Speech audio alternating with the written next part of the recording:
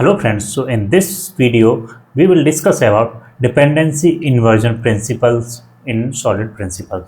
So if you haven't watched my previous videos in solid principles, then please watch those videos so that you can understand. So the definition is very simple. High level modules should not depend on low level modules. Both should depend on abstractions. So let's understand through this code. I am having this code. So I have created here one class called email service.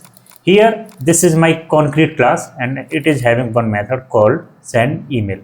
If you don't know what is concrete class is nothing but the class that is fully implemented. Okay, that is called concrete class, and also it does not require further implementation. Here email service is concrete class, and also we can create the instance of this class. Now here we are having another class called notification.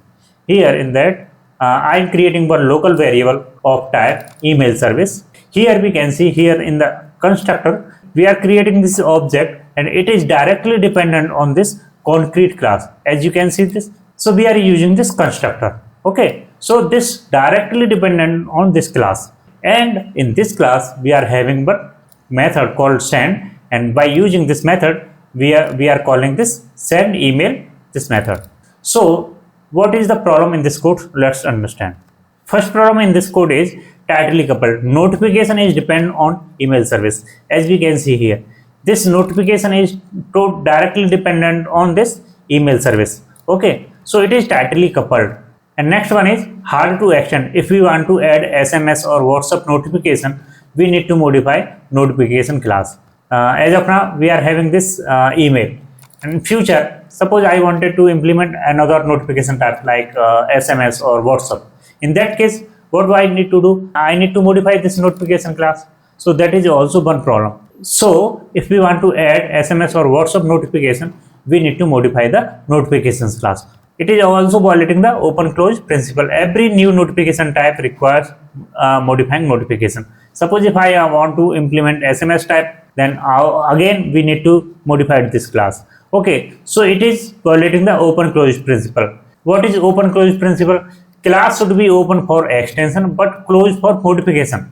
Like this, it is violating this principle. So let's understand how we can implement this so that it follows the dependency inversion principle. I need to comment this code as it is not required. First, what I will do, I will create the interface. Okay, so I have created one interface called interface service. So in this interface I am having one method called send message. So whenever I need to implement a new type of notification, what I will do, I just implement this notification service.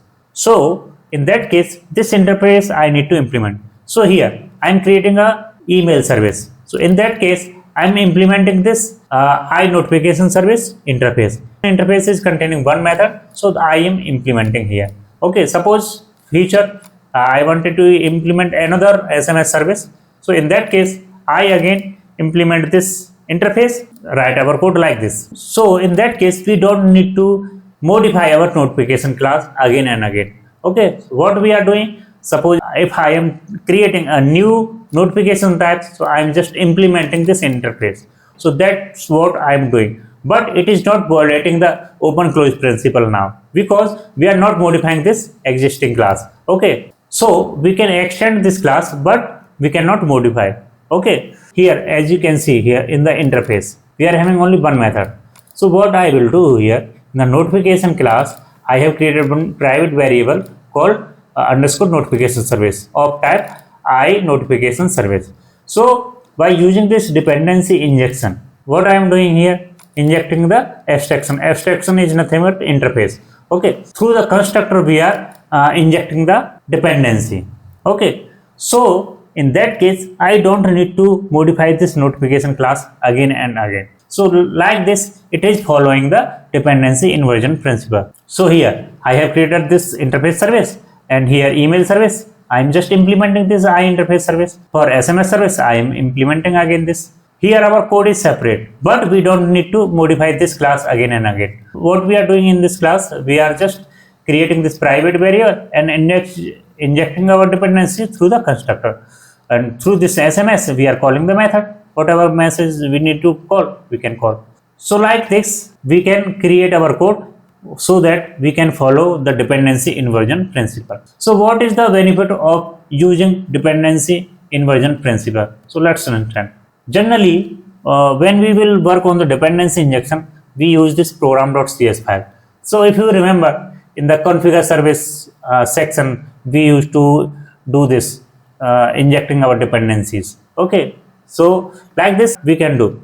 So in the program.cs file, we can inject the dependency like this, and we can call the method. So we can, for the email notification, we can call this method. For SMS notification, we are calling this method. So like this, we can inject the dependency. Okay. Now this is not tightly coupled. Now what is the benefit of calling? So the benefit is loosely coupled code. Notification depends on an interface, not the concrete class. By following the dependency principle, what is the benefit? Notification depends on the interface, not the concrete class. The another benefit is easier to extend. If we want to implement another notification type, suppose WhatsApp service, so we don't need to modify the notification class. Okay, so that is another benefit.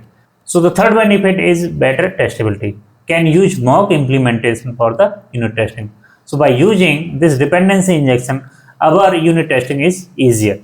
So like this, we can work with the dependency inversion principle. So guys, this is all about dependency inversion principle. Thank you guys for watching this video. We'll see you in the next video.